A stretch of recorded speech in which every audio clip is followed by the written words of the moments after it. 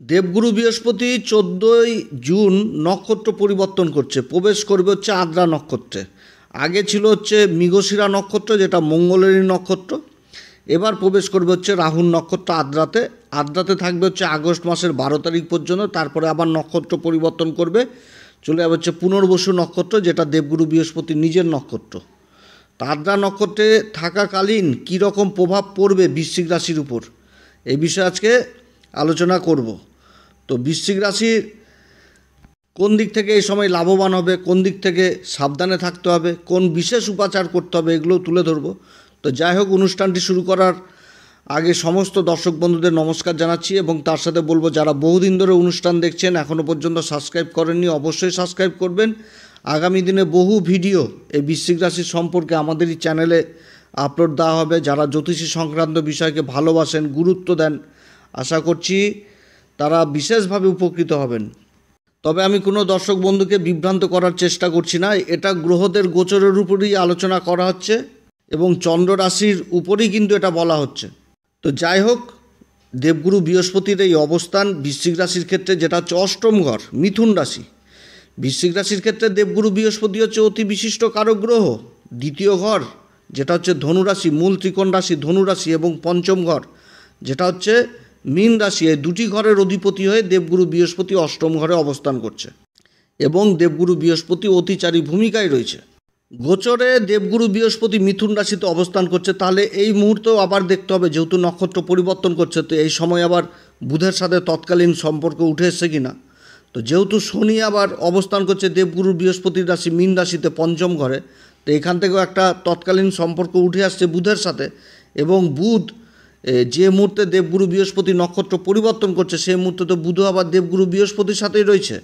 এরপরে আবার বুধের পরিবর্তন হবে, বুধ চলে যাবে ভাগ্যের ঘরে, ওটা দেবগুরু বৃহস্পতির উচ্চ ঘর। তারপরে আবার চলে যাবে কর্মের ঘরে, যেটা হচ্ছে সিংহ রাশি। তো যাই হোক, যে পরিবর্তনগুলো হবে আগামী দিনে, বুধের পরিবর্তন, সেখানটা তো একটা তৎকালীন মিত্রতা সম্পর্ক উঠে আসছে। মোট কথা, একটা মিত্রতার সম্পর্ক এই সময় দেখা দিচ্ছে বৃশ্চিক রাশির ক্ষেত্রে। দেবগুরু বৃহস্পতি অষ্টম ঘরে অবস্থান করছে এবং এই অষ্টম ঘরে অবস্থান করে দেবগুরু বৃহস্পতির যে দৃষ্টিগুলো, সেই দৃষ্টিগুলো পড়ছে, পঞ্চম দৃষ্টি পড়ছে দ্বাদশ ঘরে, সপ্তম দৃষ্টি পড়ছে দ্বিতীয় ঘরে। দ্বিতীয় ঘর হচ্ছে কি, ধনু রাশি, অর্থাৎ অষ্টম ঘরে অবস্থান করে নিজের রাশিকেই দেখছে। আর গ্রহ যখন নিজের রাশিকে দেখে তখন তো তার ফলে বৃদ্ধি করে দেয়। এবং নবম দৃষ্টি থাকছে রাশির চতুর্থ ঘরে। চতুর্থ ঘর যেটা কুম্ভ রাশি, এবং কুম্ভ রাশিতে আবার রাহু অবস্থান করছে, অর্থাৎ রাহুর নক্ষত্রে অবস্থান করছে, আবার রাহুর উপরই দৃষ্টি থাকছে। আবার অপরদিকে রাহু কিন্তু আবার দেবগুরু বৃহস্পতির নক্ষত্র পূর্বা ভাদ্রপদেই রয়েছে। একটা অদ্ভুত সংযোগ বৃশ্চিক রাশির ক্ষেত্রে। রাহুর যে পরিবর্তন, রাহু কেতুর যে পরিবর্তন, এই পরিবর্তনে দেবগুরু বৃহস্পতির দৃষ্টি রাহুর উপর থাকছে। যতদিন পর্যন্ত দেবগুরু বৃহস্পতি অষ্টম ঘরে থাকবে, তারপর তো উচ্চ ঘরে চলে যাবে, তখন আবার শনির উপর দৃষ্টি চলে আসবে। তো যাই হোক, রাহু কিন্তু দেবগুরু বৃহস্পতির আয়ত্তে। এবার যেহেতু নক্ষত্র পরিবর্তন করলো, এখন কিন্তু আরও বেশি দেবগুরু বৃহস্পতির প্রভাব পড়বে রাহুর উপর, অর্থাৎ রাহুর পাপ প্রভাব। রাহু তো পাপী গ্রহ, কিছু না কিছু পাপ প্রভাব দিবেই, কিন্তু রাহুর যে রাহু বাধ্য হবে ভালো ফল দিতে, এরকম হবে। কিন্তু পাপ প্রভাব তো ছাড়তে পারবে না, পাপ প্রভাব কিছু না কিছু দিবেই। কয়লা যেরকম কালো, সে যতই ধোয়া যাক কয়লা কিন্তু কালোই থাকে। আবার ওই কয়লাকে যখন আগুন দেওয়া হয়, তখন কিন্তু ওই আগুনে কিন্তু ওখান থেকে আবার তাপ বের হয়, যেটা দিয়ে একটা বিশাল শক্তি, অনেক কিছু সৃষ্টি। যাই হোক, তো এরকম জিনিসটা যতই ধোয়া যাক, ওই কালো তো কালোই থাকবে, কিন্তু কালোটা যে ভালো হবে দেবগুরুর বৃহস্পতির এই আয়ত্তে আসার পরে, এটাই কিন্তু সবথেকে ভালো জিনিস হতে যাচ্ছে বৃশ্চিক রাশির ক্ষেত্রে। দেবগুরু বৃহস্পতি যে ঘরটাতে অবস্থান করছে, এটা হচ্ছে কি মোক্ষ ত্রিকোণের ঘর। মোক্ষ ত্রিকোণটা হচ্ছে কিভাবে, যে চতুর্থ ঘর, অষ্টম ঘর এবং দ্বাদশ ঘর মিলে মোক্ষ ত্রিকোণ, এবং মোক্ষ ত্রিকোণের মধ্যে রাহুও পড়ছে আবার। তো দেবগুরু বৃহস্পতি হচ্ছে কি, ধর্মের কারক, ঈশ্বরীয় শক্তির কারক, পর উপকারিতা, মায়া, মমতা, দার্শনিক চিন্তাধারা, আত্মবিশ্লেষণকারী গ্রহ এবং ধনসম্পত্তির কারক। অষ্টম ঘরে অবস্থান করছে। অষ্টম ঘরটা হচ্ছে কিসের ঘর, গভীর জ্ঞানের ঘর। যে কোনো রিসার্চ, যে কোনো গভীর জ্ঞান, বিদ্যা, আধ্যাত্মিক জগৎ, সমস্ত কিছু দেখা হয়। মৃত্যুর দুয়ার এই অষ্টম ঘরকে বলা হয়। অষ্টম ঘর থেকে আবার শ্বশুরবাড়ির সম্পর্ক বিচার করা হয়। অষ্টম ঘর থেকে আকস্মিক অর্থ লাভ করা হয়, আকস্মিক পরিবর্তন জিনিসটাকে বোঝায়। বিদেশ সংক্রান্ত কার্যকলাপ, সেগুলোকেও বোঝায়। গোপন কার্যকলাপ, এগুলোকেও বোঝায়। তো দেবগুরু বৃহস্পতির এই অষ্টম ঘরে অবস্থান বৃশ্চিক রাশির ক্ষেত্রে যথেষ্ট ভালো অবস্থান। শুভ গ্রহ যখন অষ্টম ঘরে, দেবগুরু বৃহস্পতি আর এই শুক্র, এই দুটি গ্রহই তো সব থেকে শুভ গ্রহ। আমাদের জ্যোতিষশাস্ত্র মতে এই দুটি গ্রহ হচ্ছে আচার্যের ভূমিকা পালন করে। তাহলে দেবগুরু বৃহস্পতির এই অষ্টম ঘরে অবস্থান বৃশ্চিক রাশির ক্ষেত্রে যেরকম আধ্যাত্মিকতায় রুচি আসবে, ছাত্রছাত্রীদের পড়াশোনার গভীর জ্ঞান অর্জন করতে পারবে এবং যেই কর্মে যুক্ত থাকুক একটা গভীর নলেজ জিনিসটা পাবে। আধ্যাত্মিক জগৎ, আধ্যাত্মিক জ্ঞান উঠে আসবে, নিজের আত্মবিশ্লেষণ হবে। আকস্মিক অর্থলাভ, সেটা ইন্স্যুরেন্স ক্লেম হোক বা কোনো পৈতৃক সম্পত্তি হোক বা এরকম কোনো সম্পত্তিজনিত কোনো রকম কিছু ক্লেম, এগুলোও পাওয়া যায়। তো আদ্রা নক্ষত্র অবস্থান করছে দেবগুরু বৃহস্পতি। আদ্রা নক্ষত্রটা হচ্ছে আমাদের জ্যোতিষশাস্ত্র মতে সিম্বল দেওয়া হয়েছে চোখের জল।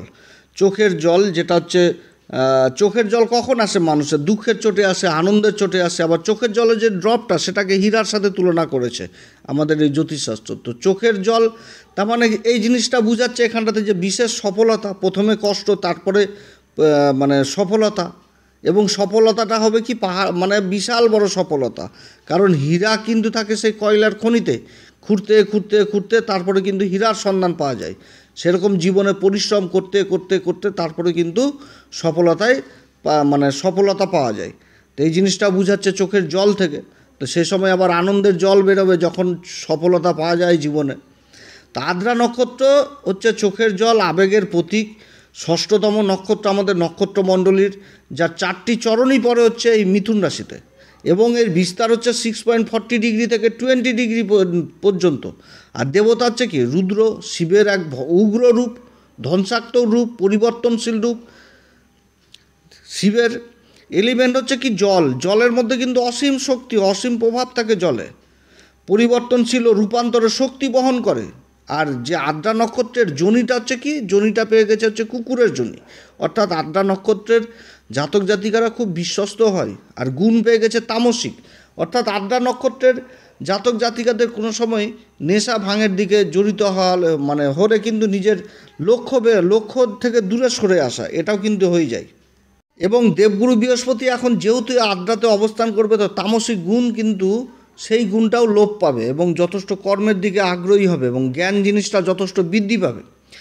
এই আদ্রা নক্ষত্র হচ্ছে বিশ্লেষণাত্মক, অনুসন্ধানকারী, আবেগপ্রবণ এবং আত্মবিশ্বাসী প্রচণ্ড হয়।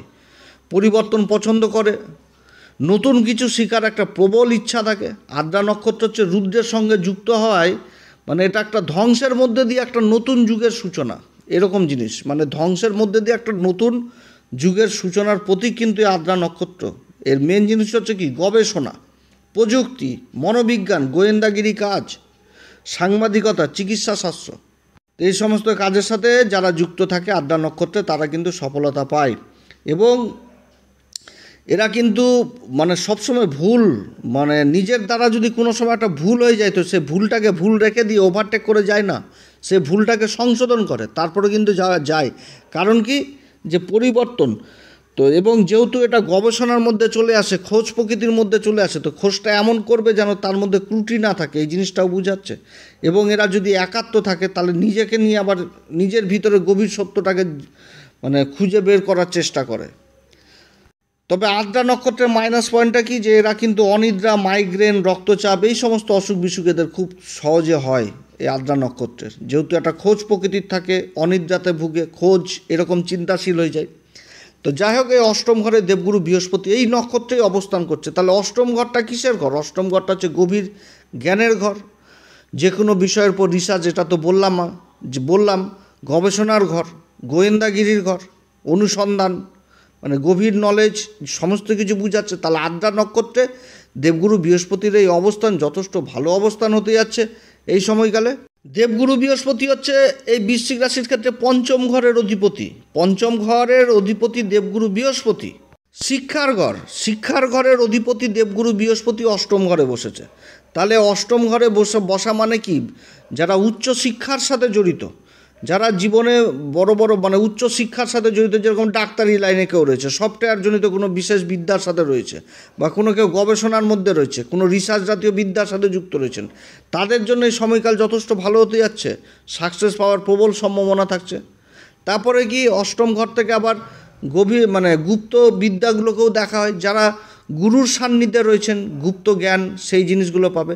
তবে আদ্রা নক্ষত্রে যে অবস্থান করছে এই সময় কিন্তু যুক্তিবাদী হবে, এটাও ঠিক, যে কোনো কিছু জিনিস চট করে মেনে নেওয়া সেটাও না, কিন্তু যুক্তি তর্ক এগুলোও থাকবে। কারণ যে নক্ষত্রটা পাচ্ছে সেটা হচ্ছে আদ্রা নক্ষত্র। রাহুর কিন্তু অ্যাম্বিশন, রাহুর গুণ, রাহুর চিন্তা, যে এগিয়ে চলো, একটা স্বপ্ন, একটা গবেষণা, খোঁজ, এই জিনিসটাকে দেখাচ্ছে। এবার যে রাশিতে অবস্থান করছে সেটা তো বুধের রাশি। বুধ কী করবে? যুক্তি তর্ক, তারপরে স্মরণ শক্তি, এই সমস্ত বিশ্লেষণ করার ক্ষমতা, এইগুলোকে বৃদ্ধি করবে। এবং দেবগুরু বৃহস্পতি এই আদ্রা নক্ষত্র অষ্টম ঘরে অবস্থান করছে, তাহলে গভীর জ্ঞানটাকে তুলে ধরবে।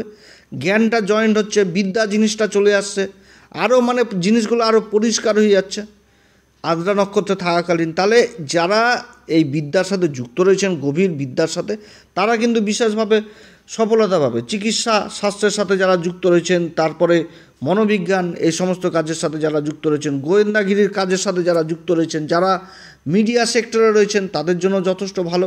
এবার দেবগুরু বৃহস্পতি যে দৃষ্টিটা পড়ছে সেটা পড়ছে দ্বাদশ ঘরে। তাহলে দ্বাদশ ঘরের জিনিসটা কী বোঝাচ্ছে? যে যারা এই বিদ্যা উচ্চ শিক্ষার সাথে জড়িত রয়েছেন তাদের বিদেশ যাত্রা সম্ভব এই সময়। বিদেশে যাওয়ার বিশাল বড় একটা সুযোগ, কারণ রাহু থেকে বিদেশ যাত্রা বোঝায়। এবং এই সময়কালে যারা মেডিকেলের সাথে যুক্ত রয়েছেন, কোনো মেডিকেলের কাজের সাথে যুক্ত রয়েছেন, তাদের যাত্রা হওয়ার প্রবল সম্ভাবনা রয়েছে।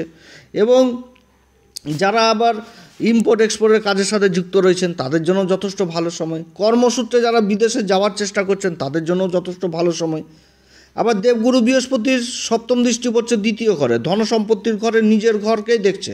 তাহলে এই সময়কার আনএক্সপেক্টেড মানি পাওয়ারও প্রবল সম্ভাবনা থাকছে, যেটা কল্পনার বাইরে। হয়তো যারা ইন্স্যুরেন্স ক্লেমে ফেঁসে গেছেন, বহুদিন ধরে পাচ্ছেন না, বা কোনো রকম ক্লেম জিনিসটা পাচ্ছেন না কোনো ক্ষেত্রে, সেই জিনিসগুলো উঠে আসছে এখন এই বৃশ্চিক রাশির ক্ষেত্রে। এবং যারা কথাবাচক হিসাবে কাজ করছেন তাদের জন্য যথেষ্ট ভালো সময়। কথাবাচক, নিজের কথার জালে কথার বলে সামনের ব্যক্তিকে বিশেষভাবে প্রভাবিত করতে পারবে। এবং শ্বশুরবাড়ির সাথে সম্পর্ক এই সময় যথেষ্ট ভালো হবে। যাদের শ্বশুরবাড়ির সাথে সম্পর্ক খারাপ রয়েছে সেই সম্পর্কের জায়গাটাও কিন্তু এখন ভালো হওয়ার প্রবল সম্ভাবনা থাকছে আদ্রা নক্ষত্রে। এবং দেবগুরু বৃহস্পতির যে নবম দৃষ্টি পড়ছে রাহুর উপরে, রাহু তো চতুর্থ ঘরে অবস্থান করছে, তাহলে চতুর্থ ঘরে আদ্রা নক্ষত্র অবস্থান করছে। চতুর্থ ঘর কি? বন্ধু বান্ধবের ঘর, আমাদের সুখের ঘর। তারপর হচ্ছে যারা জায়গা জমি সয় সম্পত্তি, রাজনীতির সাথে যারা যুক্ত রয়েছেন, যারা রাজনীতির সাথে যুক্ত রয়েছেন তারা বিশেষ কূটনীতিবিদ হয়ে যাবে এই সময়।